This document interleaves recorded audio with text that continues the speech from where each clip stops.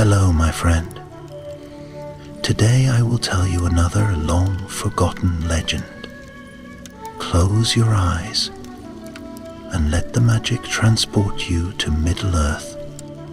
Our journey begins.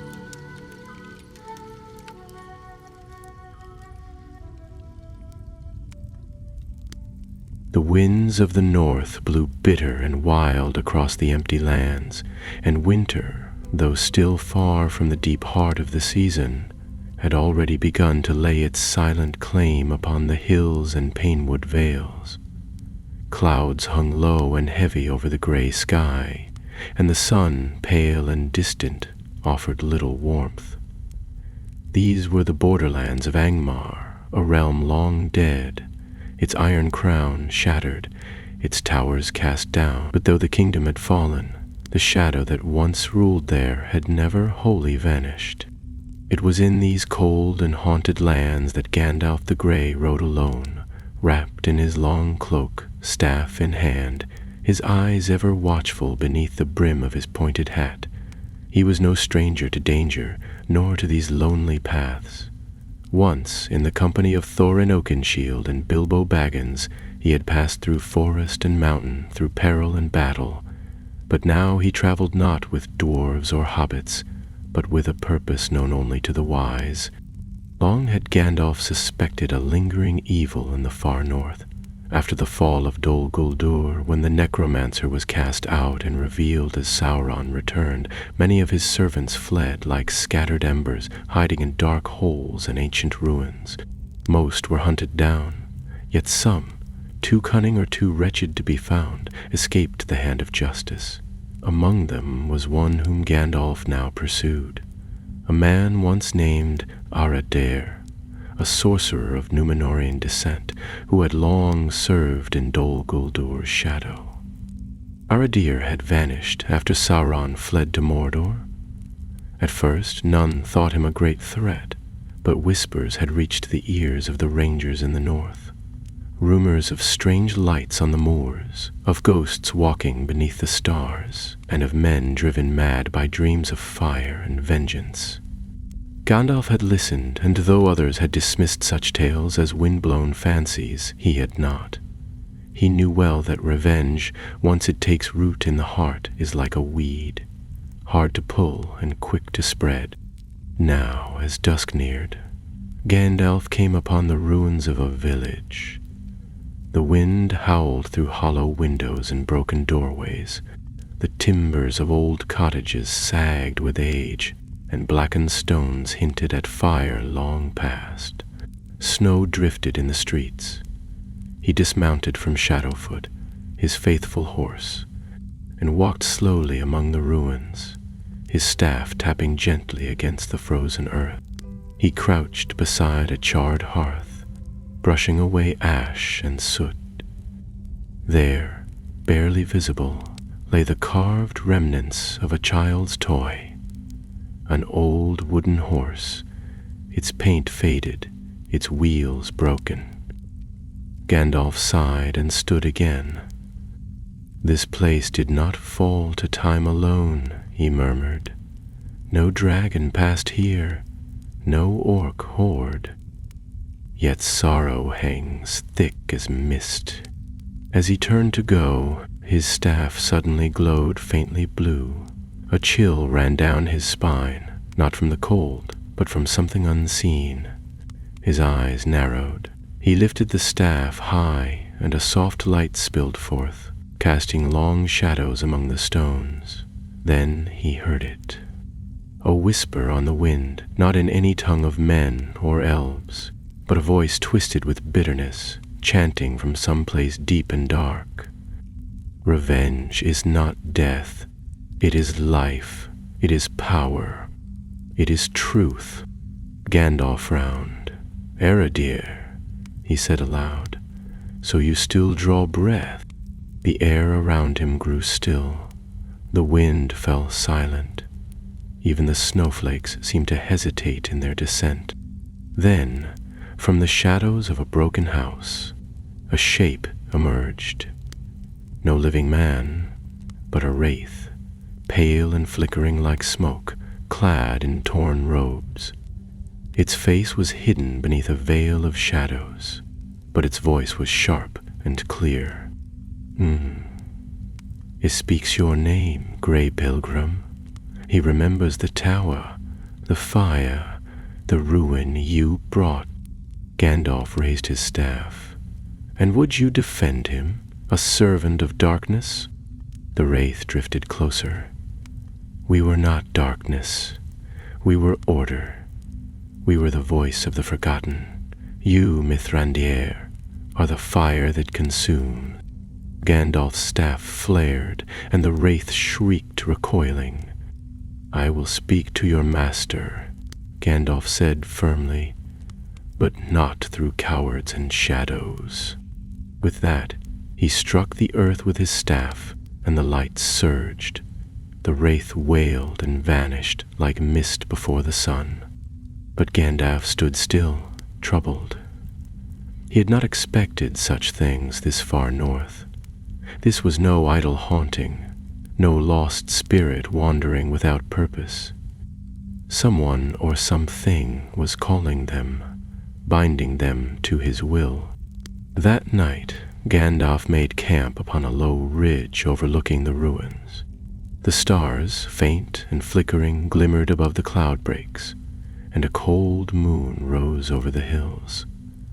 As he sat beside a small fire, he drew from his satchel an old parchment map, marked with ancient ruins, rivers long buried beneath snow, and one name circled in ink darker than night. Carn Dum Aradir. Gandalf whispered again, more to himself than to the stars. You seek revenge, but revenge is poison. It clouds the mind, twists the soul. I have seen it destroy kings and kingdoms. He stared into the fire, and for a moment a vision passed before his eyes. Not of the present, but of a time yet to come. Flames rising from the east, black banners, cities in ruin, a great eye watching. He blinked, and the vision faded. I cannot let this shadow grow, he said quietly. Not again. And so, as dawn broke, Gandalf rose, mounted Shadowfoot, and turned his path northward, into the frozen wilds beyond the edge of old maps, toward Carn Dum and whatever fate awaited him there. The road north was no true road at all. It was a crumbling trail through frozen heather and frost-bitten trees, where even the crows flew low and silent. Snow clung stubbornly to the twisted roots that rose like the fingers of the dead from the hard ground, and mist settled thick between the hills. Gandalf pressed onward, the reins of Shadowfoot tight in his hand, his cloak pulled close against the cold. The deeper he went, the more the land changed. Not in shape, but in feeling. It was the quiet that troubled him most. Not the peaceful quiet of untouched woods, but the wary silence of a world waiting for something to go wrong. By noon, the sky had turned a dull iron gray. Somewhere to the east, wolves howled, thin and sharp across the barren wastes. Gandalf's sharp eyes scanned the ridgelines, but nothing moved. Still, he did not quicken his pace. His journey now was not one to be rushed. He would need to keep watch with more than his eyes. That night, he reached the remains of a stone outpost. It sat upon a high bluff overlooking the frozen river Lithwin, its walls broken but still standing in places.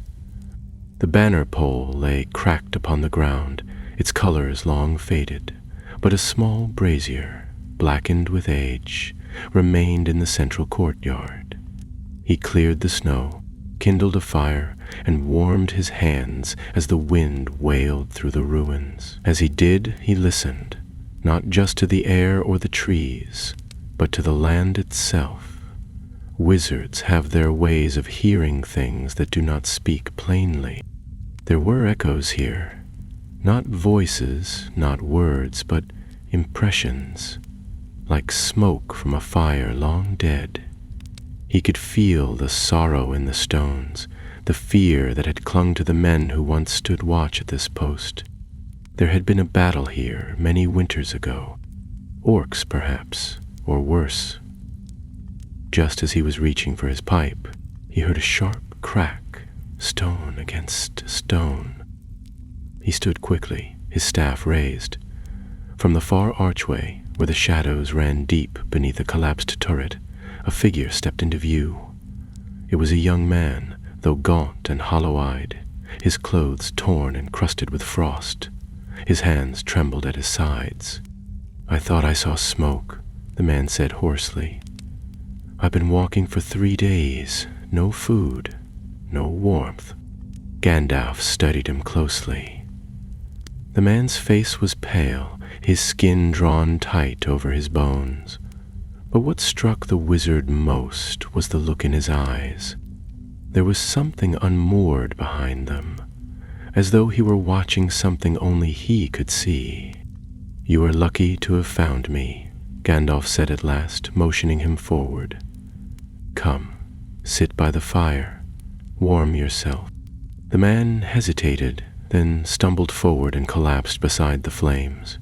He clutched at the heat as if it might vanish at any moment. Gandalf handed him a strip of dried meat and a small tin cup of hot broth from his pack. The man devoured them without thanks, though Gandalf did not mind. After a while, the man looked up. "He's coming, you know." Gandalf stirred the fire with his staff. "Who?" a voice. "The man of smoke. He walks in dreams first, then he comes in flesh." The wizard's expression grew more serious. "You've seen him." "Not seen, heard," he whispers in the snow. "At first you think it's your own grief talking, your regrets. But then he offers you things, vengeance, justice, the kind that cuts back." "What is your name?" Gandalf asked softly. The man hesitated. "Mehron. I was a huntsman once, from Fornost." Fornost. "Fornost has long been abandoned," said Gandalf. Mehron nodded slowly. "Aye. We lived in the woods south of it, my brother and I. We hunted stag and fox for a village down the valley. Then one night, they came. Orcs." Mehron shook his head. "Men, but not whole. Their eyes glowed. They moved like shadows, but left real wounds. My brother tried to fight. They killed him, left me breathing. Said I had a choice, that I could join them or starve. I fled." Gandalf's hand tightened around his staff. There was no doubt now. Aradir had begun to gather servants, and not by promises alone. He was corrupting the living, twisting their pain into hatred, binding them to him with bitter oaths. "Mehron," Gandalf said gently, "listen to me. You have done well to come this far, but you must go no farther north. There is poison in the land beyond these hills." The man stared into the fire. "He says revenge is a gift, that it will warm me better than any fire." "No," said Gandalf, his voice hardening. "Revenge is a lie dressed in fire. It burns everything, especially those who carry it." The wind rose suddenly, sending the flames dancing high.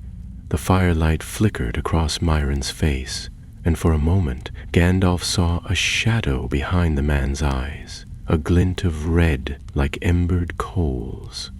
He raised his staff at once, speaking a sharp word in Elvish.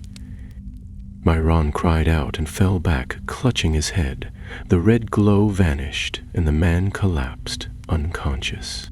Gandalf sighed. "You've been touched by sorcery, my friend," he murmured. "But not claimed, not yet." He watched over Meren through the long hours of the night. When morning came, the man woke with no memory of what he had said or done. Gandalf gave him food and wrapped a fur about his shoulders. "You must return south," the wizard told him. "There is a ranger outpost 2 days' walk from here. Follow the river until it bends east. They will aid you." Meren nodded, his gaze clearer now. "And you?" "I go north still," said Gandalf, mounting Shadowfoot, "to find the source of these whispers and to silence them."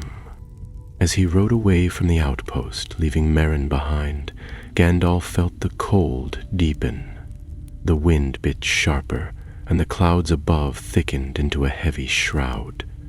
The land ahead was darker, and not from shadow alone. He knew now that Aradir's power had taken root, and that he had only just begun to see its reach.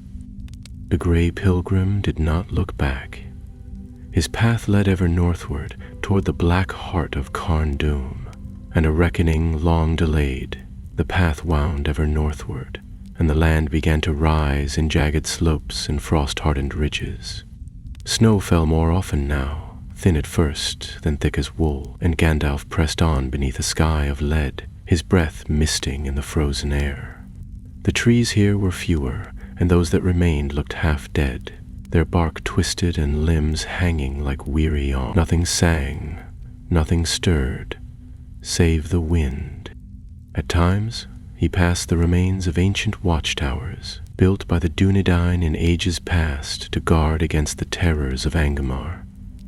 Now they lay crumbling, forgotten by all but time. Their stones bore strange symbols, words of protection long faded. He stopped at one such tower to rest Shadowfoot and examine a moss-covered carving set into the threshold. It was the sigil of Elendil, barely visible through centuries of wear, and as he traced it with a gloved hand, Gandalf felt the faintest echo of old power, flickering like a candle nearly spent. "Even in ruin, light endures," he murmured, and turned back to the trail. He rode for 3 more days through silent valleys and broken hills. On the 4th day, the wind changed. It blew down from the mountains sharp as blades, carrying with it a scent that turned his stomach, burnt flesh and cold iron. At the same time, he noticed the birds had vanished. The sky, once scattered with crows and mountain hawks, was now empty. That evening, as the sun bled red behind the jagged peaks, Gandalf came upon a camp of dead men. The smell hit him first. Old death, mingled with rot and ash. The camp was half buried in snow, the tents sagging under its weight, but the bodies remained, sprawled as if frozen mid-slight. Most were men, some bearing the tattered cloaks of northern hillfolk, others clad in mismatched mail. They had been killed not by blade alone, but by sorcery, their faces twisted in terror, their mouths open as if they had died screaming.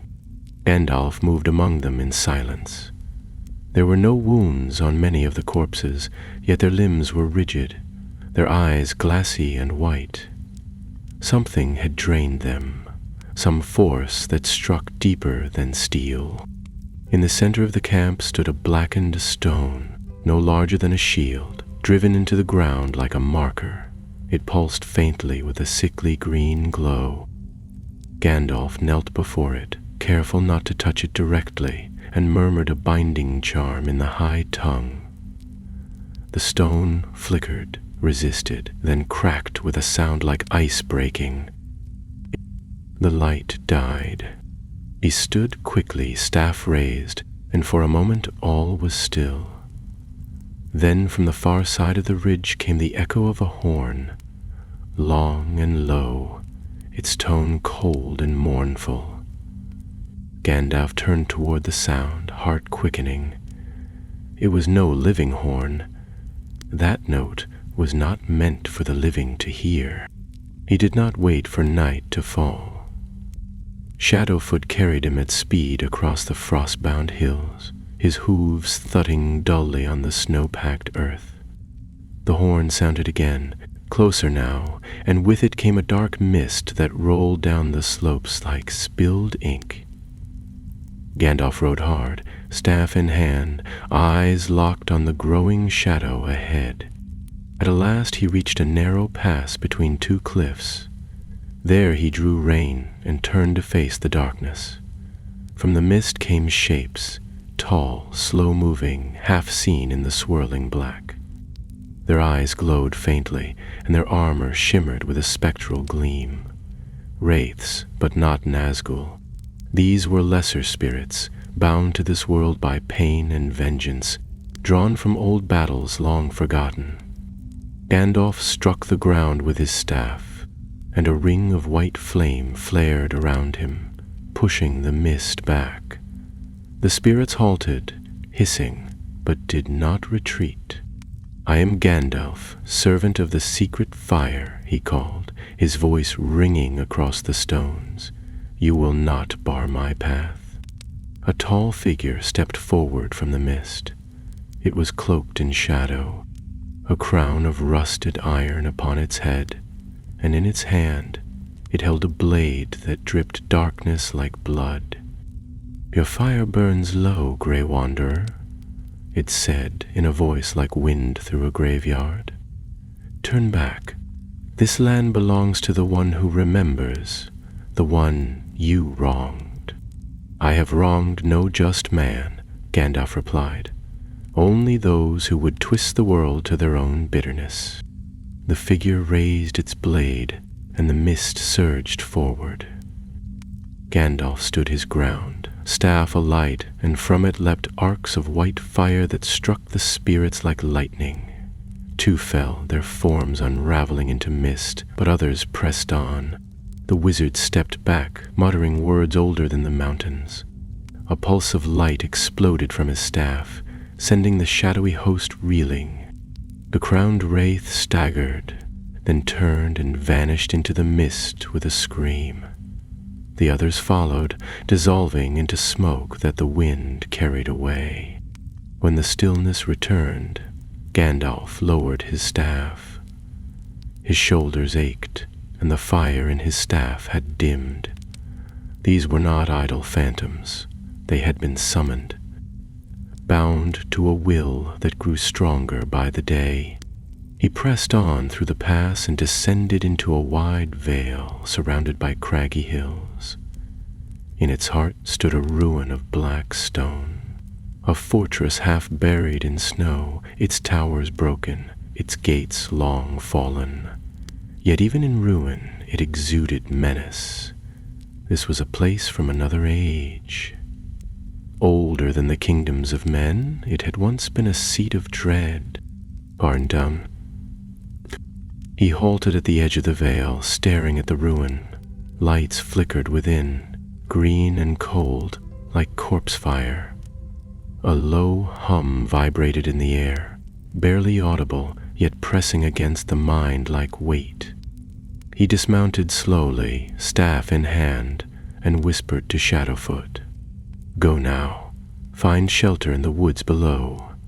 I must enter alone." The horse hesitated, then turned and trotted back into the trees. Gandalf walked forward, snow crunching beneath his boots. Each step was heavier than the last, as though the very ground tried to drag him down. Shadows danced along the broken walls, and somewhere within the fortress a voice began to chant. A low, rhythmic muttering that rose and fell like breath. He reached the shattered gate, stepped through, and paused. The darkness inside was deeper than night. The stones here were etched with symbols that pulsed faintly with green light, and the air was thick with the scent of old blood and burnt incense. Then he saw him. At the far end of the hall, standing atop a dais of black stone, was Aradir. He wore a cloak of deep crimson, and his face was gaunt but not dead. His eyes, once gray with Númenorian pride, now burned with an eerie green fire. In his hands he held a curved staff of black wood, crowned with a shard of obsidian that pulsed like a heartbeat. "I wondered when you would come," Aradir said, his voice calm, almost welcoming. "You always were the most persistent of them." Gandalf stepped forward. "What are you doing here, Aradir? Why raise the dead? Why poison the land?" The sorcerer smiled faintly. "Because no one remembers what was taken from us. I remember. I remember Dol Guldur. I remember your fire, your righteous fury. You burned away what we built." "You built nothing but prisons," Gandalf replied. "You served a power that would unmake the world, Benin. We served order, purpose. Sauron gave us unity. Without him, men tear each other apart. You speak of vengeance as if it were justice, but it is poison, Aradir. It rots the soul."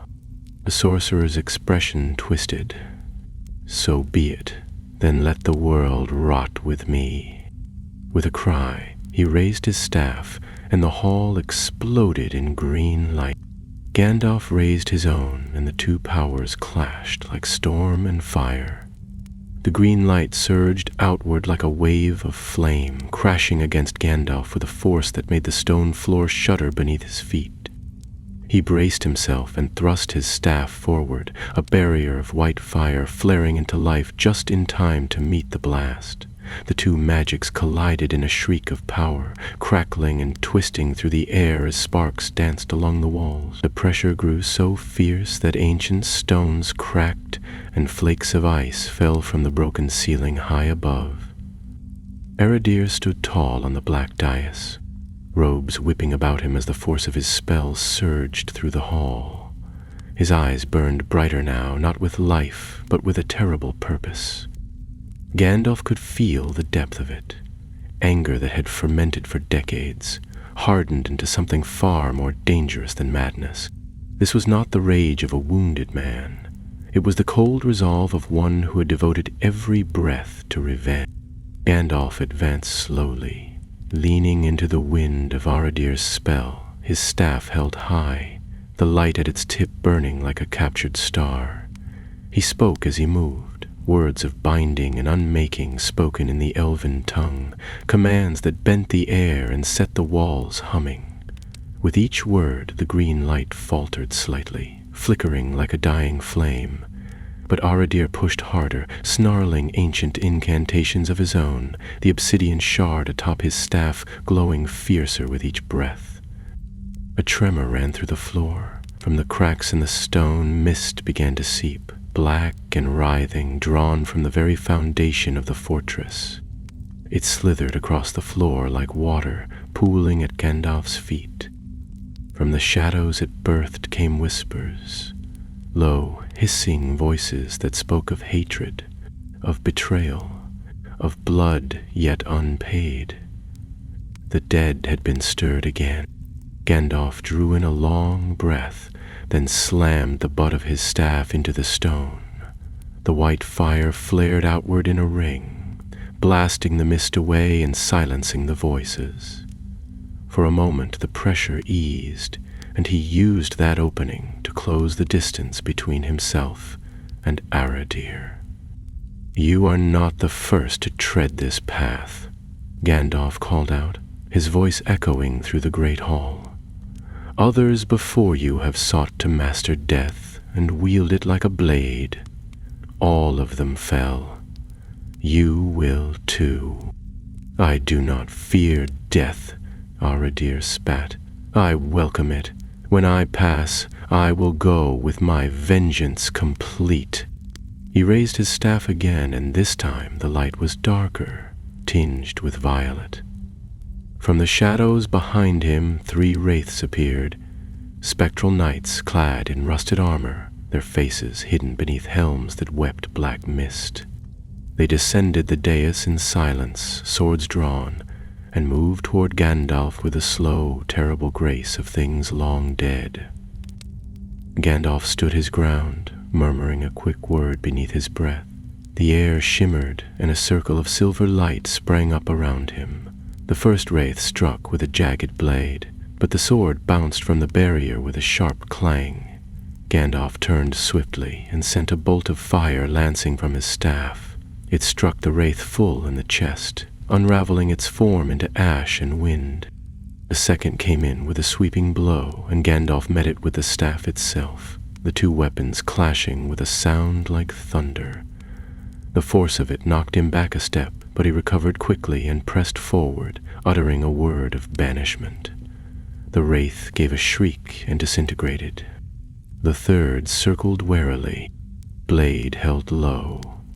But Gandalf was faster. He turned, pointed the staff, and a ribbon of flame snaked through the air, wrapping around the wraith and crushing it like a serpent. It burst apart, scattering into nothing. Aradil watched with narrowed eyes. "You are still strong, I see, but you are alone. Even you cannot hold back the tide that comes." "I do not need to," Gandalf said grimly. "I only need to stop you." With that, he leapt onto the dais. The two clashed, staff against staff.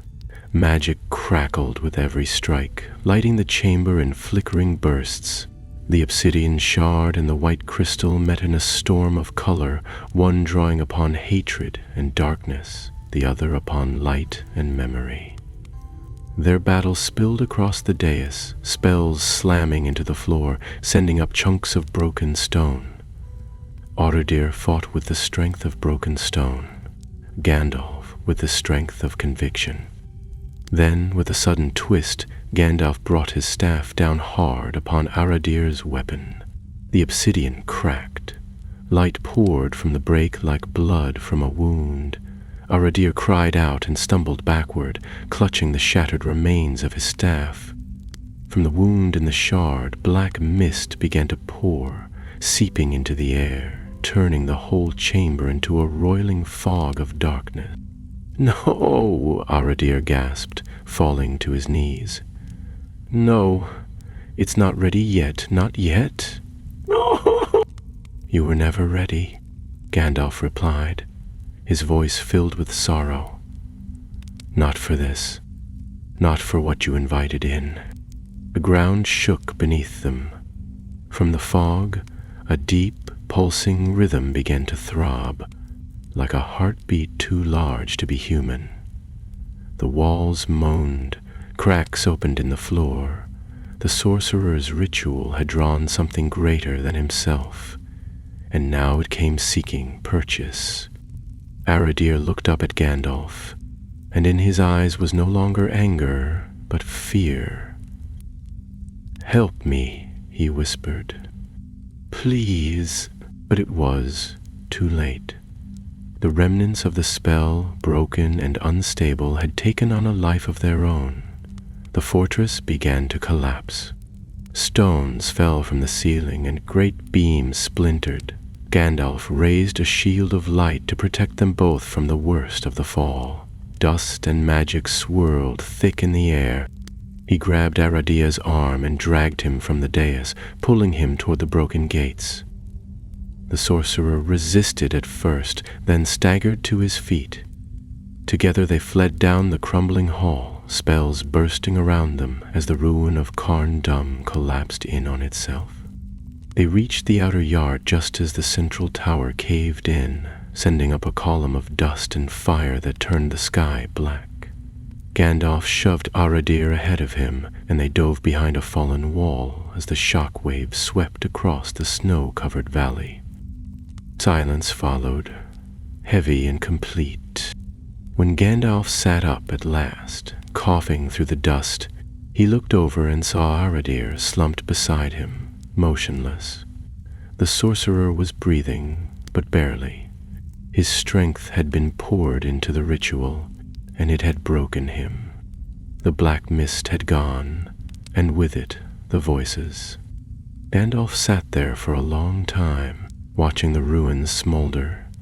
He had seen too many strongholds fall, too many fools open doors that were best left shut. He could not help but feel pity, even for Aradir. "You were never meant to bear so much hatred," he said softly. The snow began to fall again, quiet and unbothered, covering the broken stones as if to hide the memory of what had nearly awakened there. By morning, the ruin of Carn Dum lay buried beneath a pale shroud of snow. Where once had stood towers and walls chiseled from black stone, only jagged foundations remained, jutting from the frost-like broken bones. The wind had died, and an eerie calm settled over the land, as though the very earth held its breath, uncertain whether the darkness had truly passed. Gandalf rose stiffly from where he had rested against the stone wall, brushing frost from his cloak. Aradir lay a few paces away, his face gaunt and hollow, the color gone from his lips. The remnants of the shattered staff had turned to dust in the night, leaving behind only a faint green stain on the snow that did not melt despite the cold. Gandalf approached the fallen man with measured steps. Though the sorcerer was broken, his presence still stirred unease. There was no knowing what had been left behind in him after the spell had been ripped apart. Erida's eyes fluttered open as Gandalf knelt beside him. For a long moment he stared blankly at the sky. Then, as if waking from a long nightmare, he turned his head and met Gandalf's gaze. "I failed," he murmured, his voice no stronger than a breath. "It didn't listen to me. It wanted everything, all of me." "You summoned a hunger, not a master," Gandalf said, wrapping his cloak more tightly about his shoulders. "Such powers do not serve, they consume. You thought to bind the dead to your will, but they answered only to vengeance. I thought, if I could punish them." A ragged sound that echoed hollowly in the cold air. "All those who burn Dol Guldur, who cast us out like vermin, if I could make them suffer, it would be justice." "It would be poison," Gandalf replied, more softly now. "And it was. You drank deeply of it until there was nothing left of the man you were. Aradir, you were not born in darkness. Once, long ago, you were counted among the wise." "I remember." His voice cracked, and something like shame flickered in his eyes. "I used to believe in peace, but peace is a lie for those who have no graves to dig." Gandalf stood, his staff resting lightly in his hand. He glanced to the east, where the pale light of morning was beginning to touch the distant hills. For a moment he said nothing. Then, with a sigh, he turned back toward the fallen sorcerer. "I cannot undo what you have done," he said, "nor can I erase the pain you've caused. But I will not let you die here, not with that thing still lingering in the dark corners of your soul." Aradir looked confused. "What thing?" "You may not feel it, but I do. A remnant of the power you summoned still clings to you. It feeds on your despair, on your guilt. If left unchecked, it will not let you die peacefully, nor will it let you pass quietly into shadow. It will grow again, slowly but surely, and someday it may find another voice. What must I do? You must come with me." Gandalf raised his hand and whispered a word of summoning. Moments later, the soft thud of hooves came from the trees, and Shadowfoot emerged from the mist, his coat dusted with frost. Gandalf helped Aradir to his feet, though the man could barely stand. With effort, they mounted the horse. Aradir slumped behind him like a sack of worn cloth. They left the broken vale of Carn Dum behind without looking back. Their journey south was slow and bitter. The snow thickened as they crossed the ridges, and more than once Gandalf had to stop and make shelter when Erida's strength faltered.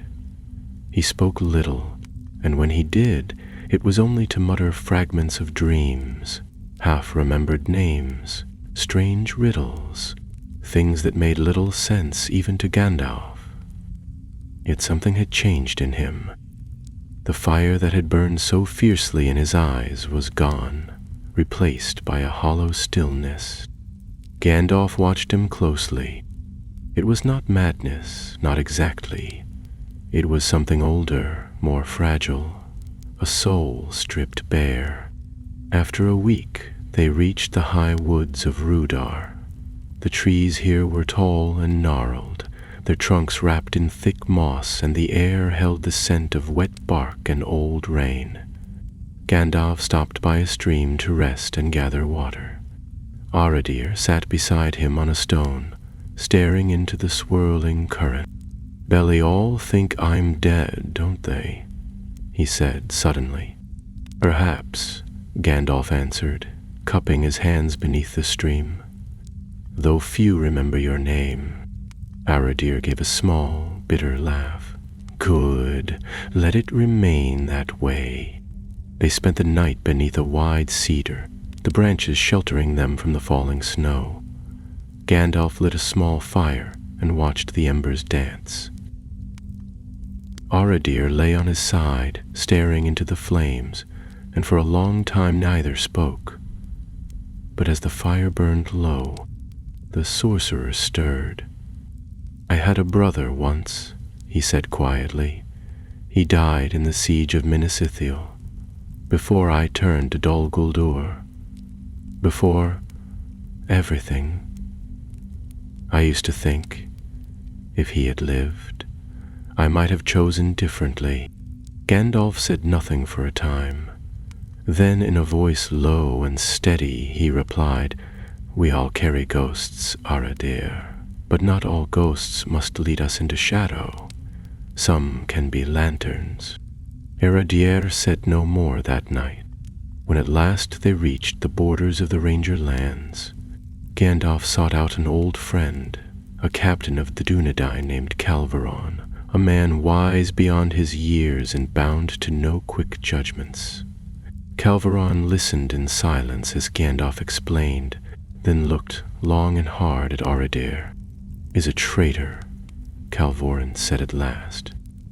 "Many of my kin died in Dol Guldur." "Who was?" Gandalf said. "But he may yet find the strength to become something else. I ask only that you watch him." Calvaron considered this. Then, with a nod, he gestured for his men to take Aradir gently. The sorcerer did not fight. He seemed almost relieved. As they led him away, Aradir turned and met Gandalf's gaze one last time. There was no plea in his eyes, nor anger. Only a kind of worn gratitude, like a man waking from a long illness. Gandalf remained behind for a time, walking alone beneath the snow-laden bowers. The wind had picked up again, and had carried with it the faint scent of pine and earth, the clean smell of a world still turning. He looked toward the north, toward the frozen hills where so many had fallen, where ruins lay buried and forgotten, where whispers once stirred in the mist. The darkness there had not been the greatest of evils, but it had been real, and it had nearly grown into something far worse. Revenge, he thought, was not the loud rage of battle, nor the swift fury of justice. It was quieter, slower, a whisper behind the eyes, a shadow in the soul. Left unchecked, it spread like rot beneath stone. He turned south again. There was much yet to do. The journey south through Eriador brought little rest. Though the shadow of Carn Dum had been broken, Gandalf knew better than to think the danger fully ended. Evil, when scattered, seldom vanished entirely. It seeped into cracks and crept along old paths, clinging to the weak and the wounded, looking for a new vessel. That was why he rode alone now, with his cloak drawn tightly about him, and his staff wrapped in linen to shield the glow that sometimes pulsed from within. The wind had softened, and the days were brighter, but Gandalf felt no warmth. Something still stirred in the north, faint and wounded, but not yet dead. As he crossed the empty grasslands west of the Weather Hills, he began to feel the land slowly shift beneath him. The air no longer whispered of ancient curses or long-dead kings. Here the soil remembered other things. Harvests long past, old laughter, the scent of bread baked in stone ovens.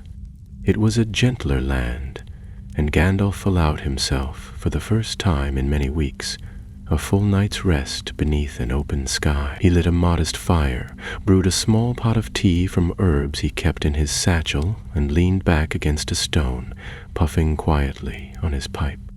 The stars above wheeled gently in their great circles. He watched them with weary eyes, his thoughts drifting toward the future. Word would soon need to be sent to Elrond in Rivendell, and to the rangers still patrolling the wilds. Aradir's broken spell could not be allowed to lie forgotten. If others, driven by pain or greed, discovered fragments of the incantation or the obsidian shard's memory, the cycle could begin again. Already he suspected dark crows had carried whispers to ears that were eager to hear them. The next morning, as the mists rolled low over the land, he came across an abandoned inn near the crossing of two forgotten roads. Its roof had partially collapsed, and ivy had overtaken the southern wall, but the sign still swung gently on rusted chains. A faded painting of a fox midleap gave it the name, the Running Vulpine. Gandalf passed through the doorway and found the common room still intact, though dusty. Mismatched chairs were strewn about, and the hearth, though cold, was filled with ash and the remnants of firewood long since spent. He did not intend to linger, but something caught his eye. A page, yellowed and torn, tucked beneath a pewter tankard. He picked it up carefully. It was a letter, never sent. The ink had run in places, but the meaning remained clear. Dearest Tomlin, if you ever return by this road, know that I waited. The war came and passed us by, but the silence after was worse. I heard rumor of your passing in the south, but I never believed it. You always said the road would take you far, but it would bring you home again. I've left this place now. Perhaps we will meet in another land. Marian. Gandalf folded the letter and placed it gently into the folds of his cloak. Such things, though small, held the weight of years. They reminded him of the world worth protecting, not with fire and wrath, but with patience and light. He pressed on, skirting the edge of the weathertop, which loomed in the distance like a craggy crown.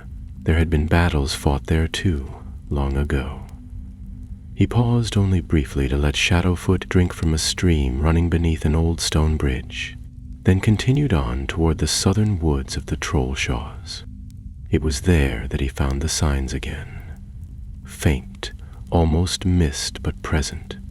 A ring of scorched earth, a tree with its bark stripped away in a pattern that had no place in nature, and nearby, tracks, booted feet, but dragging. Not the quick march of a patrol or the stride of a merchant. These were uneven, hesitant, someone wounded or hunted. Gandalf followed the trail without delay. It led deep into the woods, where the trees grew twisted and close, and the light dimmed even at midday. The birds had fled this part of the forest. The silence returned, not the stillness of sleep, but the wary hush of a place listening for footfalls. Near dusk, he found the source. A man sat slumped against the roots of a great tree, his hands bound in iron, a black cloth tied over his eyes. His clothes were stained with soot and blood, and strange symbols had been carved into the earth around him, forming a rough circle. The air inside that ring was cold, not winter cold, but the chill of something reaching across the void.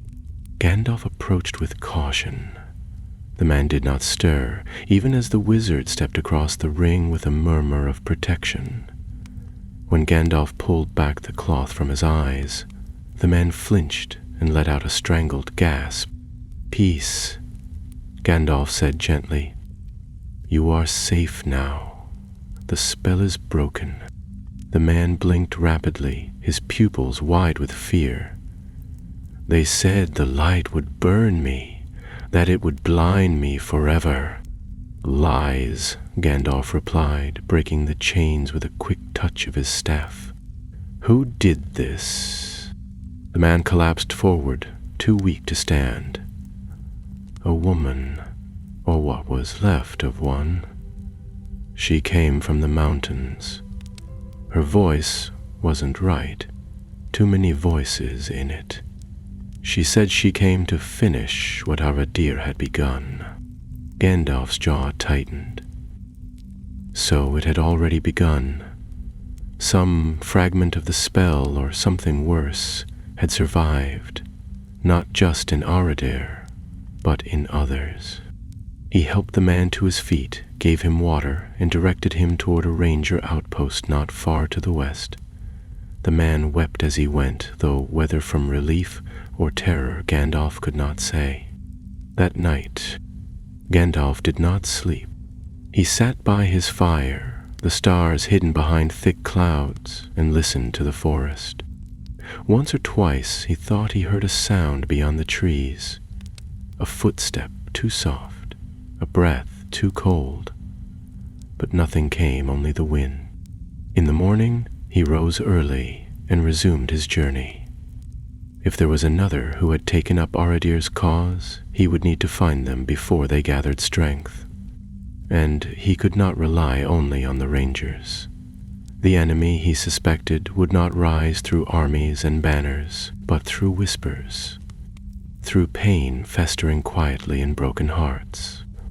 He rode south toward Rivendell, knowing that Elrond would need to be told everything, and that the Council of the Wise must soon be summoned again. Before he crossed the Bruinen, he paused atop a hill and looked back once more toward the north. The sky there was still gray, and the wind cold. He whispered under his breath, "Revenge is poison, but even poison leaves seeds behind." Rivendell rose from the valley like a hidden jewel, half veiled in mist and the whisper of falling water. The paths that led to it were winding and narrow, secret trails known only to the elves and a few of the wise. Gandalf had walked them many times before, but each approach still brought a strange quiet to his heart, the sound of the Bruin running fast below, the scent of pine and blooming winter jasmine, and the song of unseen voices drifting through the trees stirred memories that stretched back through centuries. It was a place untouched by the cruelty of the outside world, a sanctuary where the weight of time hung lighter. The guards at the bridge recognized him at once and welcomed him with quiet nods and elvish greetings. One of them, a tall elf named Fairan, led him through the woodland paths to the great house beneath the cliffs, where stone met tree and air in perfect harmony. The hallways echoed with a gentle music played by unseen hands, and the torches along the carved walls burned with soft golden light. Gandalf removed his hat as he entered the high chamber where Elrond awaited him, seated beside a tall window that overlooked the waterfall. "You look older," Elrond said, rising to greet him, "even for a wizard." "I feel older," Gandalf admitted, brushing the snow from his cloak. "There are shadows growing in the north again. Not the same as before, but no less dangerous for being quieter." He sat opposite Elrond as an attendant brought mulled wine and a plate of warm bread and fruit. Gandalf drank slowly, letting the spice warm his throat. Then he began to speak, not in riddles or careful hints, as he sometimes did with men, but plainly and fully, as he always did with Elrond. He spoke of Aradir, of the ruin of Carn Dum, of the summoned spirits and the obsidian staff that had cracked with unnatural light. He told of the prisoner in the woods and the woman thing who spoke with more than one voice. He laid out the signs as one lays out pieces of a broken sword. When he finished, Elrond sat in silence for a long time, his gaze distant. "I knew of Aradar," he said at last. "He was once a pupil of Corinir, was he not?" "Yes," Gandalf replied, "a clever one. Proud, sharp-minded, but wounded in ways he never shared. He turned to Dol Guldur long before we realized, and even then we did not think him more than a small flame in a forest of fire, but it seems the small flame has left cinders behind. And this presence," Elrond said, his voice low, "you said it did not come from him, but was drawn by his spell." Gandalf nodded. "He sought to raise an army from the frozen dead, but he reached too far. Something heard him, something older than Dol Guldur, perhaps older than Sauron himself, a hunger that waits beneath stone and snow, waiting for grief and anger to call it forth." Elrond folded his hands. "Then we must name it." "I do not yet know its name," Gandalf said. "But it is not a thing bound by shape or voice. It comes through sorrow, through pain unburied. There are many such pains," Elrond said quietly, "in every land." They fell silent again. Outside, the snow had begun to fall softly, cloaking the trees in a dusting of white. The music in the halls shifted to a slower, older tune. Eventually, Gandalf stood. "The council must meet, not only for this. There are other matters too. The Nine stir in the east, whispers speak of dark riders in the plains of Ravanyan, and even the rangers grow uneasy. We must not wait as we did before." Elrond nodded. "I will send word to Galadriel, to Círdan and the rest. And you?" "I must ride to Bree," Gandalf replied, retrieving his staff. "There are folk there who know little but see much, and there is one in particular I would speak to." "Is this about the halfling again?" Elrond asked, though not unkindly. Gandalf smiled faintly. "You know me well. I have not forgotten Bilbo's tale, nor the strange ring he found. You believe it to be one of the great rings? I do not yet know what I believe, but it is a thread, and I mean to follow it." The next morning, Gandalf departed Rivendell beneath skies still heavy with snow. Shadowfoot carried him west with sure steps, and the wind had lost its bite as they descended from the highlands. He rode with purpose, stopping only when necessary, passing through woods where the snow melted slowly into spring, and over hills where stone barrows slept beneath the earth. On the second evening he came upon an outpost of the rangers, hidden behind a thicket of thorn and ash, its fire masked by a low stone wall. A few of the Dunedain sat around the embers, sharpening blades or murmuring quietly in their tongue. One of them rose at Gandalf's approach and saluted with a hand to his chest. "Gandalf the Grey," the ranger said, "we heard you had passed this way. Calvoran sends word from the south." He handed Gandalf a sealed note. Gandalf broke the wax with his thumb and read quickly. Calvoran's words were plain but urgent. "The prisoner sleeps little. He speaks to no one now save in dreams. He names a name we do not know, Murazor. We fear the poison remains in him still." Gandalf frowned deeply. That name, Murazor, he had not heard in centuries, but he knew it. It was not a title of mortal kings. It was the name once used in ancient days for the lord of the Nazgul before he fell under Sauron's sway. The Witch King. He looked up at the ranger. "When did this reach you?" 2 days past. I must go to Calvorin at once." The ranger hesitated. "It's a hard ride through forest and fen. And you said you rode to Bree." "There is always another road," Gandalf replied, mounting Shadowfoot, "but this one may not wait." He turned south again, his mind troubled.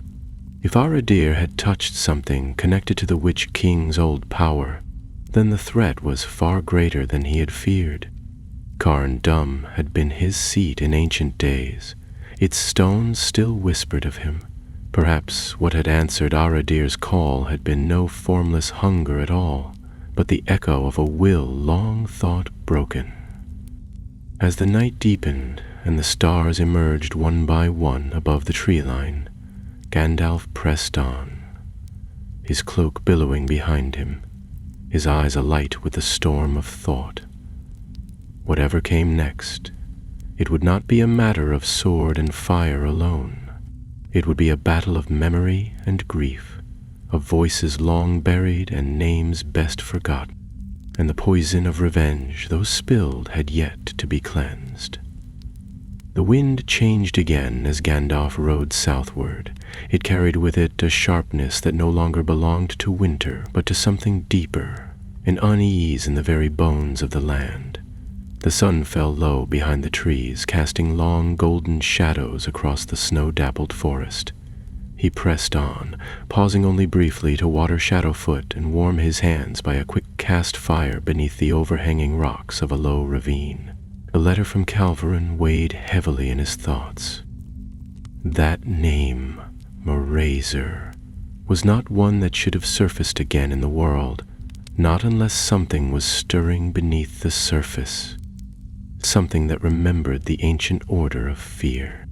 By the third day, the forest thinned and gave way to high moorland, where the air grew colder once more, and the sky seemed unnaturally pale.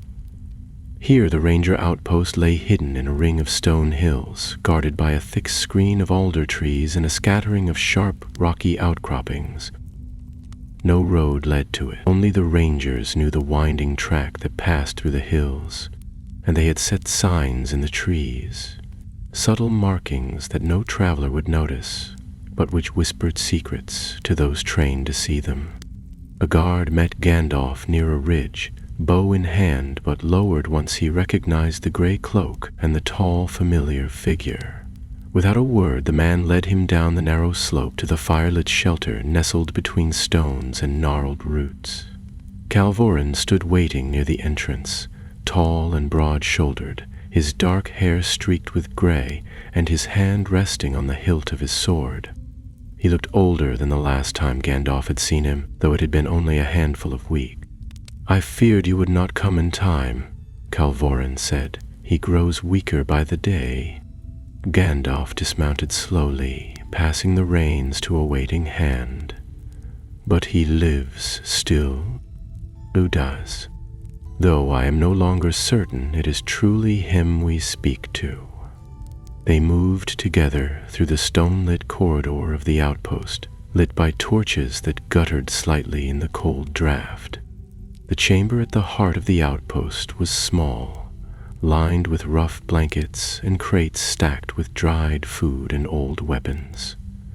In the far corner, a cot had been placed, and on it lay Aradir. His face had grown thinner still, if such a thing were possible. His skin was stretched pale over his cheekbones, and dark circles ringed his eyes. He stared not at Gandalf or Calveron, but at the low-beamed ceiling, whispering softly in a language Gandalf recognized, but had hoped never to hear again. It was the Black Speech, or something twisted from it. Calvorin stepped back as Gandalf approached. "Aradir," the wizard said, his voice quiet but firm. The man did not respond. His lips kept moving, but the words were slurred now, half-spoken thoughts, some fading into sighs. Gandalf leaned close and placed his hand on the man's brow. It was cold to the touch, but not with fever. It was a chill of spirit, a numbing void. "I fear," Calvaran said behind him, "that something remains inside him." "It does," Gandalf replied, not turning. "Something ancient, but I do not believe it is him. I believe it is a memory, one too large to belong in a single soul." "You think the Witch King's spirit survived?" "No, that shadow was banished long ago, and it cannot return in the same form, but remnants may remain. Echoes. You cannot build a fortress like Carn Dum without leaving some of yourself behind. Some hate endures." He murmured a spell under his breath and passed his staff over Aradir's brow. The glow of the staff flickered once, faint and golden. Aradir's whispering ceased. For a moment his eyes fluttered, and he blinked as if waking from a dream. "Gandalf," he rasped. "He's calling them. I tried to stop it, but I was only the door." "Who?" Gandalf asked quickly. "Who is calling them?" "I don't know," Aradir whispered. "But he wears no crown. He lives in voices, in old songs. He does not come with armies, but with pain, with memories that bleed. He finds those who weep and gives them names for their grief." He coughed, a harsh, racking sound that left flecks of blood on the blanket. Gandalf steadied him, then laid him gently back on the cot. Aradir looked at him one last time, eyes full of a terrible clarity. "Told me revenge is not fire, but ice, that it freezes the world around you until only your anger remains." I believed him. I let him in. He closed his eyes, and his breathing slowed. Whether he slept or slipped into something deeper, Gandalf could not say. That night, Gandalf sat long by the fire, listening to the wind howl through the hills. He had hoped that destroying the relic at Carn Dum would end the threat, but it seemed he had only broken the surface. Beneath, something more dangerous stirred. Not a dark lord with banners and armies, but a voice that offered vengeance as hope, grief as power. And in a world still wounded from old wars, such whispers would find many ears. In the morning, Calvorin brought news that disturbed him further. Scouts had returned from the northern valleys. In one village, all the people had vanished, leaving food on the table and fires still burning. In another, they had found crude symbols painted on the walls. "It's spreading," Gandalf said quietly, "like frost before a storm." Calvarin nodded grimly. "Then what must we do?" "We must prepare," Gandalf replied, standing and drawing his cloak about him. "And I must go to Bree. There is a man there, a hobbit in truth, who carries a ring with a shadow of its own.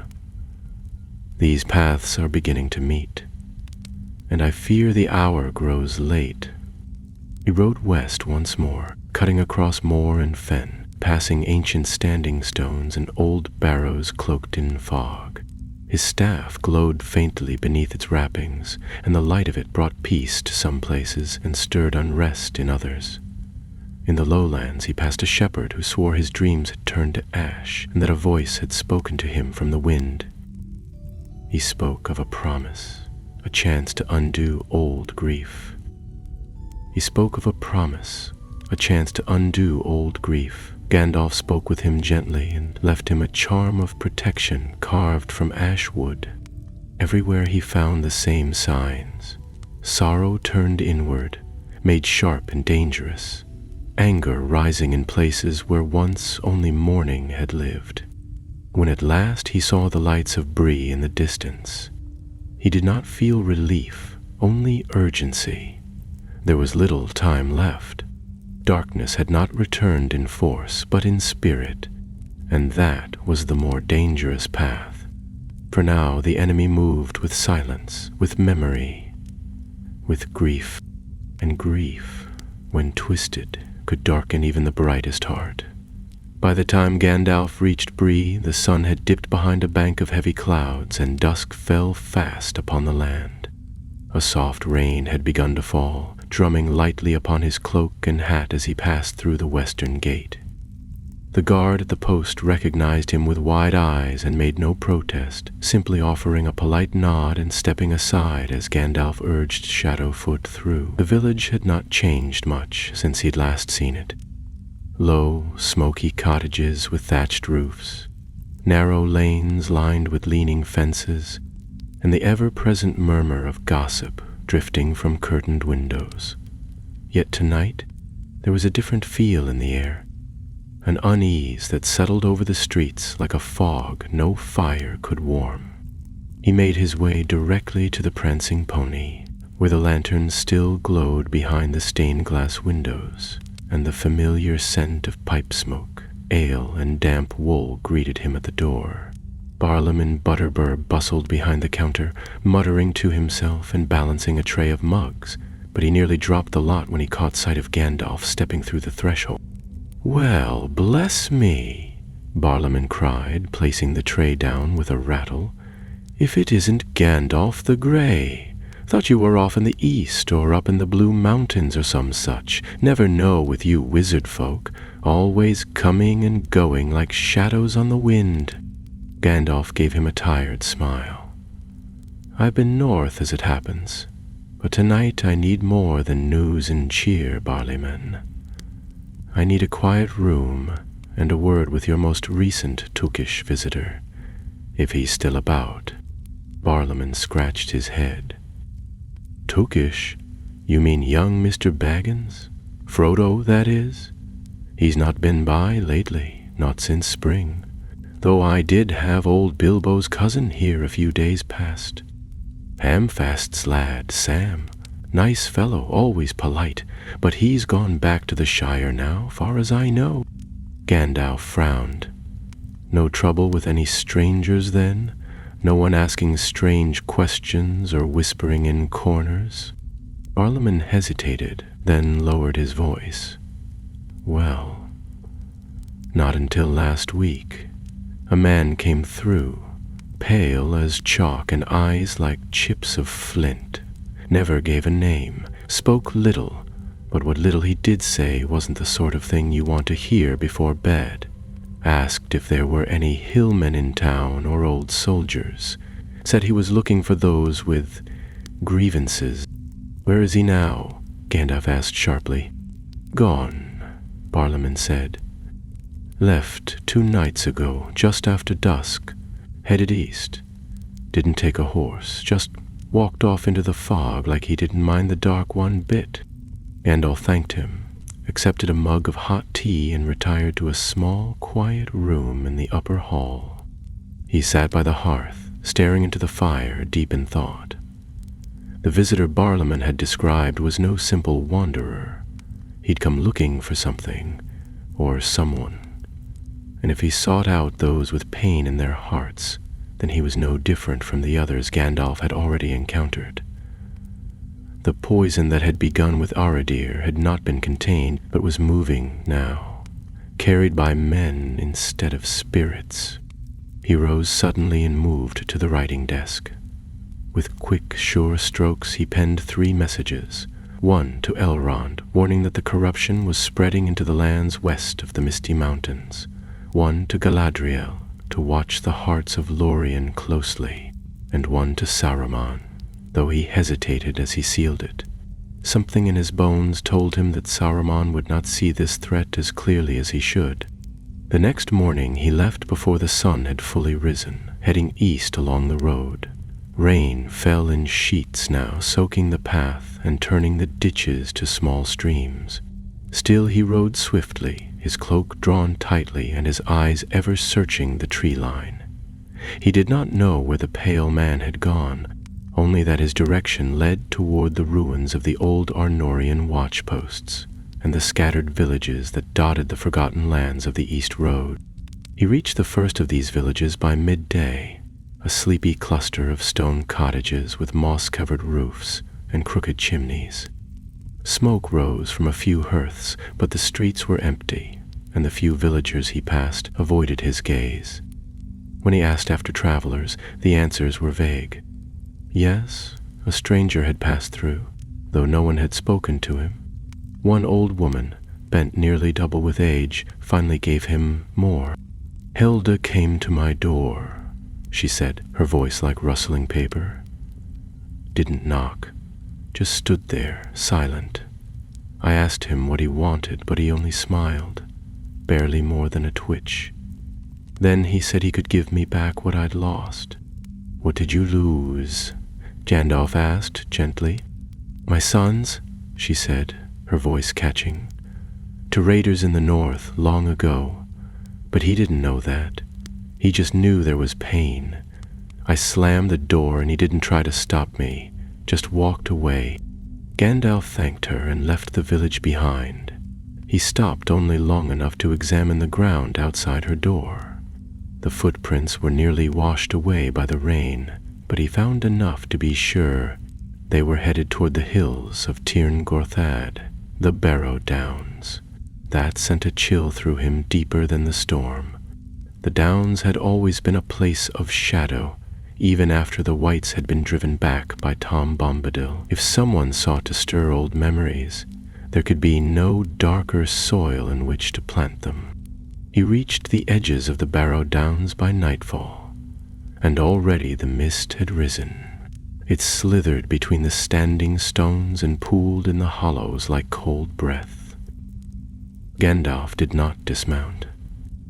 He guided Shadowfoot with care, moving slowly through the paths he remembered from long ago. The air grew colder with each step, and the silence pressed against him like a weight. Then he saw the light.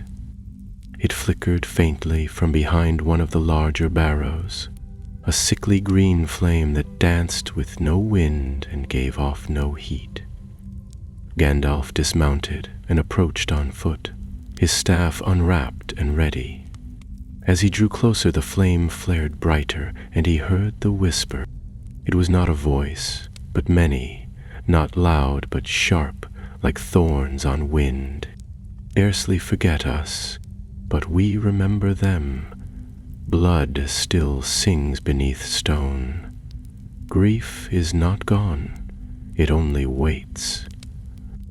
The flame burst outward suddenly and formed a ring upon the grass. Within it stood a figure, tall and still, cloaked in black with no face visible beneath the hood. Its hands were long and pale, its presence heavy and cold. "You cannot stop what is already remembered," the figure said. "Pain does not sleep, and vengeance is never silenced. You are too late." Gandalf raised his staff. "Pain must be mourned, not fed. You would twist it into a weapon, but that will serve only ruin." The figure stepped forward, and the mist surged. But Gandalf was ready. He struck the staff against the earth, and white light blossomed through the downs like sunrise over a storm. The mist shrieked and recoiled, and the figure staggered, its form beginning to unravel. "This land has known sorrow," Gandalf said, his voice steady, "but it will not serve it again." With one final cry, the figure dissolved, and the green flame guttered out. The mist clung for a moment more, then melted into the night. Gandalf stood alone once more, but he knew in his heart that this was only a piece of what had begun, and the poison still lingered.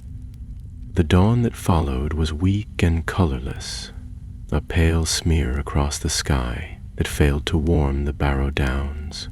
The grass was slick with mist, and the stones stood like grave markers beneath a washed-out sun. Gandalf had spent the remainder of the night beneath a great moss-covered tree near the edge of the downs, watching the last traces of the spirit's presence fade from the air. Though he had driven it off, he had not destroyed it. That much was certain. It had retreated, not perished, its shape unmade, but its intent intact. And now that it had begun to reach into the world again, it would not stop easily. He stood quietly for a long time, his staff planted in the earth beside him, his eyes following the curling mist as it slithered through the hollows. Something was changing in Middle-earth, and it was happening quietly, as such things often did. This was not the rise of a new Sauron, blazing with banners and flame, but the slow stirring of grief left untended, and wounds never truly healed. And now it had found breath and voice in the half-forgotten places of the world. Gandalf feared that more would follow, others who, like Aradir, would be drawn to the old stories of vengeance, like moths to a lantern that gave no warmth. He rode south that morning, away from the downs, and made for the great east road once more. The land there was more open, though the air still carried a sense of watchfulness, as though something unseen marked his passing. He stopped at a small farmstead 2 days later, where he met a family whose sheep had scattered during the night and whose dogs had refused to go near the woods since. The mother, a pale woman with kind eyes, told him that her daughter had begun to speak of dreams. Dreams filled with broken faces and voices whispering promises of justice for wrongs she could not name. She had not known of Aradir or the Barrows, or of anything dark in the world beyond their farm, and yet her words matched the same pattern Gandalf had heard again and again. He left her with a charm carved from yew and whispered a blessing over the child as she slept. The girl stirred only once, muttering a name Gandalf did not recognize, Morleth. He made a note of it before departing. Sometimes the youngest saw things more clearly, especially when their hearts had not yet learned to ignore the shadows. 3 days passed in this fashion, and with each village he passed through, Gandalf felt the thread of darkness running deeper beneath the surface. The people did not speak of fear openly, but their faces told the story. Fewer children played in the lanes. Fires were kept low at night. Some refused to speak to him at all, turning their eyes away as he passed, as though they feared the mere sight of a wizard might draw misfortune upon their threshold. The stories followed the same shape. Voices in dreams, strange travelers asking strange questions, forgotten hurts resurfacing with unnatural clarity. It was as if the land itself were remembering all the pain it had buried across the ages. In a tavern just beyond the Bridge of Tharbad, a half-ruined town now little more than an outpost for weary travelers, Gandalf paused to rest. The innkeeper was a leathery old man named Dardus, who seemed to remember a time when the world had been clearer, when evil had faces and names and could be kept at bay with fire and steel. He served Gandalf a plate of hot bread and thick stew, and, after a moment's hesitation, leaned in across the counter. "There's been talk," Dardus murmured, glancing around the empty room. "A man came through not long ago, hooded, soft-spoken. He had a mark on his hand right here." He tapped his palm with one finger. A spiral of thorns burned into the skin. Said he came from the north, from the place where ice never melts. Asked after the dead, not the buried dead, the forgotten ones. Said they were waking. Gandalf nodded grimly. "He left no name?" "None," Dardus said. "But he left a message for whoever might come, asking. Said to tell you that grief is a door, and it's open." Gandalf finished his meal in silence and left before the moon had risen. He rode long into the night, not stopping until the stars hung low and silver in the sky. That message, though simple, confirmed his worst fear.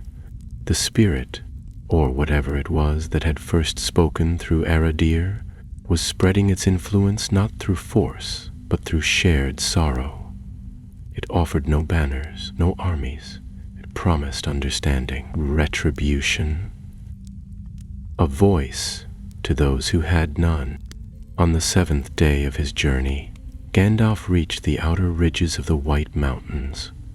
The peaks rose stark and cold above the land, and the wind that whistled through their passes was sharp and full of whispers. He stopped at a waypost built into the cliffs, where a solitary figure waited beside a cold fire. It was Radagast. The brown wizard stood, brushing dirt from his robe and smiling faintly as Gandalf approached.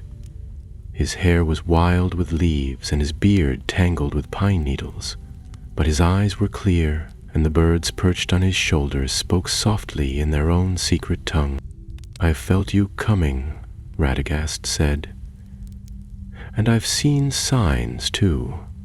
The trees have grown restless, the foxes do not sleep, even the badgers speak of dreams." "You've felt it then," Gandalf said, dismounting, "the sorrow that moves like a sickness." "I have," Radagast replied. "But it's not only sorrow, Gandalf. It's hunger, deep and patient. It doesn't tear, it seeps." They sat by the cold fire and shared what each had seen. Radagast had encountered a small village in the woods where every child had fallen ill at once, though no wound or ailment could be found.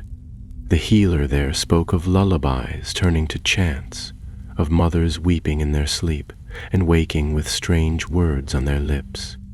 The land, Radagast said, was listening to something old, older than Sauron, older perhaps than memory itself. "I've sent word to Lothlorien," Radagast said, "and to Rosgobel, but this thing doesn't answer to our usual names.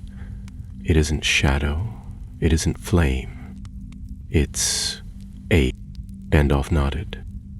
"I believe it calls to those who mourn and gives them reason to hate again. It wraps itself in pain, not in banners, not in form, and that makes it far harder to fight. We must do more than fight it," Radagast said. "We must understand it, find the first wound." Gandalf rose slowly, his staff tapping once against the stone. "Then we ride to Isengard. If Saruman still listens, we must draw upon his knowledge. He has studied the ancient tongues more than any of us. If there is a name for this grief, he may know it." Radagast hesitated, then nodded. "I'll follow." Together they turned southward, two wizards, cloaked in gray and brown, riding toward a tower of white that loomed like a fang between the mountains and the forests. They did not speak again that day. There was no need. The road ahead was long, and the hour had grown late.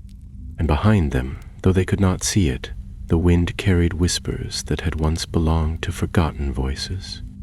Voices that remembered fire and frost, and the names of those who had once wronged them. Isengard loomed like a dark mirror to the clouds, its high black walls rising in circles around the Tower of Orthanc, which gleamed faintly in the pale daylight like obsidian cut by stars. The valley around it had changed since Gandalf last rode this way. The trees, once thick and sheltering, had been cleared back, their trunks cut and stacked along the lower walls. Smoke from forges hung in the air, thin and acrid, though no sound of hammer or anvil could be heard at that hour. It was Radagast who noticed the silence first, his brows drawn tight beneath his hood as he dismounted and looked around. "This place once hummed with the sound of wind and stone," he murmured. "Now it's hollow." Gandalf nodded. "Saruman has turned his eye inward, or perhaps downward. He digs deeper than ever. Let us hope he still looks up when wisdom calls." The gate creaked open slowly at their approach, and a pair of cloaked guards stepped aside without a word. They bore no markings, and their faces were pale in the morning light, eyes distant, as if their thoughts were far away. Gandalf frowned but said nothing, allowing them to pass. They were led into the tower, where the stone shone black and smooth, carved with uncanny precision. The spiral staircase rose endlessly into the gloom above, and they climbed it in silence. Only the tapping of Gandalf's staff and the scuffle of Radagast's boots echoed up the shaft. At last they reached the high chamber, where Saruman stood by a tall arched window, hands clasped behind his back, his robes falling in white and silver folds like a waterfall frozen in time. "So," Saruman said without turning, "the gray returns from the north, and he brings the brown with him. This must be serious indeed." "It is," Gandalf said, stepping forward, and growing more so with each passing day. Saruman turned slowly. His eyes, though keen, held little warmth, and his mouth was set in a line that had long since forgotten how to smile. "You come seeking answers, then, but I wonder, Gandalf, if you are ready to accept them." Gandalf ignored the provocation. "Something has begun to stir in the north, in the ruins of Carn Dûm and the hearts of grieving men. It speaks not in commands, but in longing. It feeds not on strength, but sorrow, and it spreads through memory like roots through old stone." Saruman's gaze sharpened. "Ah, that. I have heard murmurs.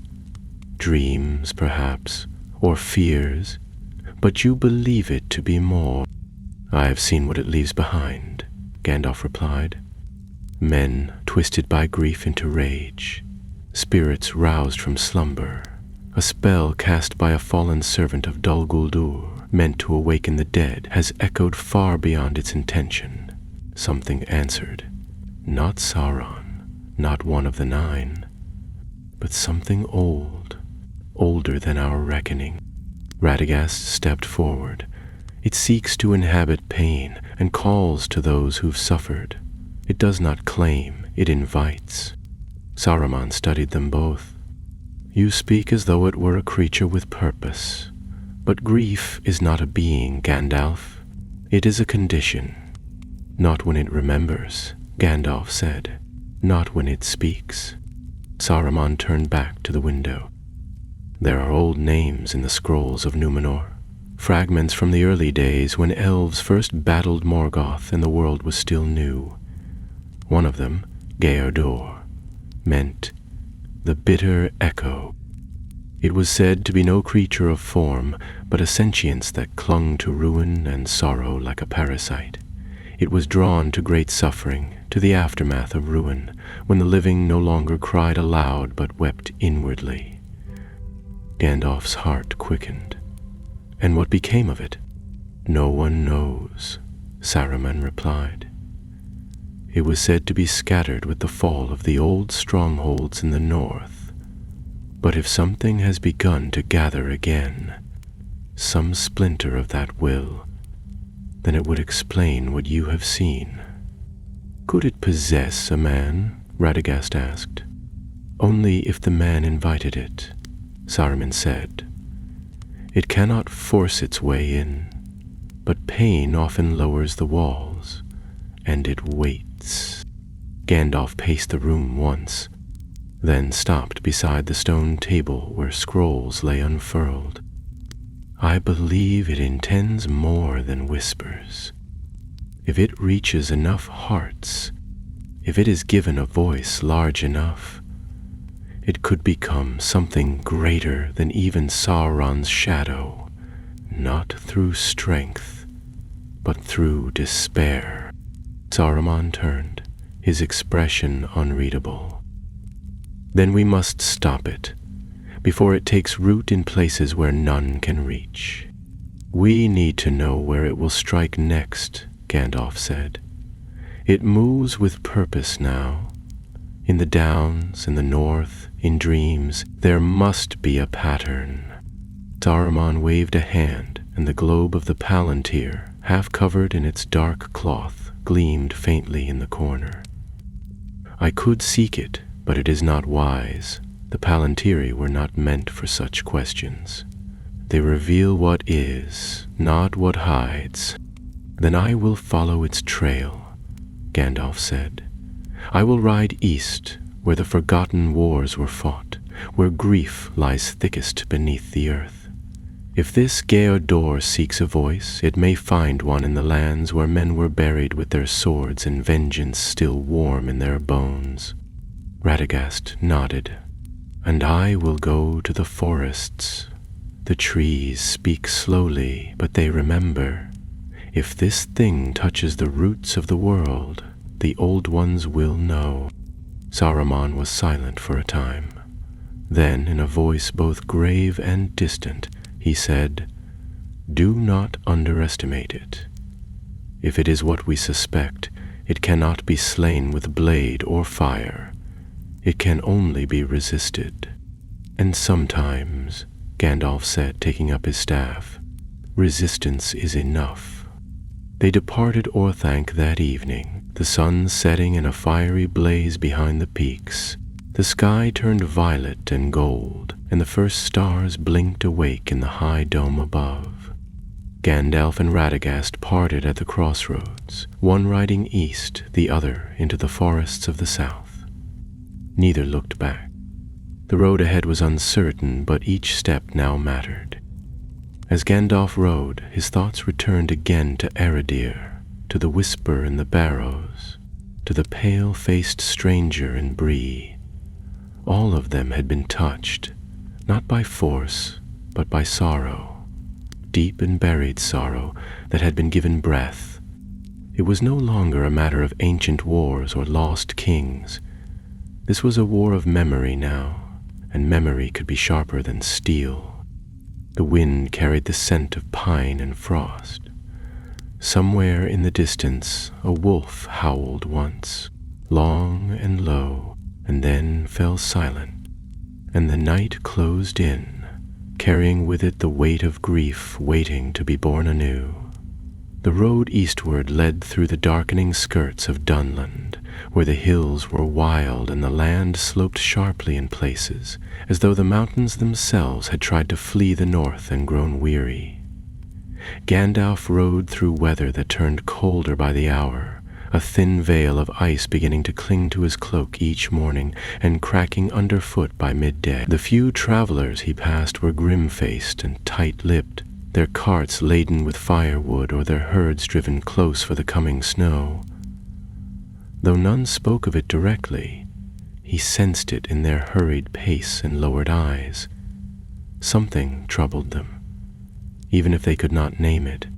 He stopped briefly in a village half sunk into a hollow beneath the hills, where the roofs sagged under frost and the smoke from the chimneys curled low instead of high, as if even the fire had grown timid. A woman with a long braid and red hand sold him a loaf of barley bread and a flask of goat's milk, and when he asked about strange dreams or dark wanderers, she only muttered that the dogs had stopped barking at night and that her son no longer sang. By the 5th day he had reached the wide plain where the ruins of Austin Edel once stood, though now little remained but moss-covered stones and the soft gurgle of the Sirannon winding through its broken bed. Here the elves of Eregion had once crafted great wonders, until Sauron came in disguise and taught them to forge what should never have been forged. It was a place thick with old sorrow, layered deep like dust. Gandalf walked the grounds for a long while, his steps slow and deliberate, his eyes narrowed as he whispered the names of those who had fallen. Some remembered, many forgotten.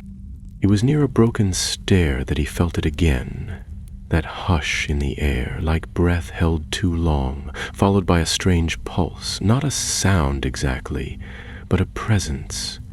He knelt and placed his hand upon the stone, murmuring softly, and as he did he heard the echo, not with his ears, but in his mind. It was not a voice, not truly, but it carried a message nonetheless. It said, "We remember." The memory that answered was not his own. It belonged to a young elf, proud and certain, watching as fire rained upon silver towers. It was a memory of betrayal, of trust shattered, of voices crying out beneath falling stone. The grief there was vast, but it had never been healed. It had only been buried, and now it stirred. Gandalf stood and turned slowly, his staff raised. "I know you are listening," he said. "You think yourself unseen, but you have left your mark too many times now." There was no reply, not in word or shape, but the air grew colder and the mist gathered with sudden swiftness among the stones. A figure took form then, not of flesh but shadow, tall and indistinct, cloaked in tattered gray that shifted like smoke. Its face was a blur, but its eyes glowed faintly, 2 points of cold fire. "Your time is ending," it said, its voice like the sound of distant wind through dead leaves. "The world forgets, and we remember." "You are not memory," Gandalf replied, stepping forward, his staff shining faintly now. "You are its theft. You twist pain into hunger. You promise justice and leave only ash." "I do not twist," the shadow said. "I answer. I am what remains. I am what they have cast aside." "You are Gaia-Dur," Gandalf said, "the bitter echo, the grief that never faded. I name you now, and I see you." The shadow reeled slightly at the name, as though struck, and the mist around it swirled with sudden violence. "Names do not bind me, not anymore. You cannot seal what has already opened." "You mean to grow," Gandalf said, his voice low but steady. "To feed on sorrow until you can rise. But you need a vessel, a voice strong enough to carry you, and I will not let you find it." The shadow stepped back, and from the ground rose 3 more forms, lesser echoes, pale and formless, like wraiths born from mist. They moved with the weight of old grief, their hands reaching out not to strike, but to grasp, as if pleading for someone to share their pain. Gandalf stood his ground, his staff raised high. A white flame burst from its tip and bathed the ruins in sudden light. The echoes wailed and fell back, dissolving as the mist tore away. Gaia-Dur shrank, its form faltering. "You cannot hold the light forever," it said. "Even you will mourn, and when you do, I will be waiting." With that the shadow vanished, swept away on the wind, leaving the stones silent once more. Gandalf lowered his staff slowly. His breath came hard, and he leaned against the broken stair for support. This encounter had confirmed what he feared most. Gaia-Dur had no body, no throne, no tower. It had no need of them. It lived in the sorrow of others, in the bitterness that followed loss. Wherever pain remained unspoken, it could take root, and now it knew he was watching. This pain. That night he camped beneath a stand of trees not far from the ruins. The fire he lit was modest, and the stars overhead flickered weakly through a veil of high cloud. He sat in silence, the weight of his thoughts heavy. He had not told Saruman, or even Radagast, the truth of what he now believed. This spirit, or will, or curse, could not be fought with armies.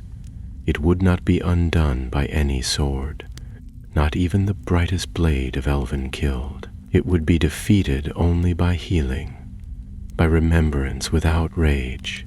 But how, in a world still scarred by so much war and grief, could such a thing be done? He thought of Frodo, of the small life still untouched by the wider world, of the kindness that lived quietly in the Shire. Perhaps there, in some small way, the answer lay waiting, not in fire or strength, but in gentleness, in resisting despair, even when it whispered comfort. He did not sleep that night. The stars watched him, and in the shadows beyond the firelight, the land listened. And somewhere, far away, Gaiador whispered in another dream,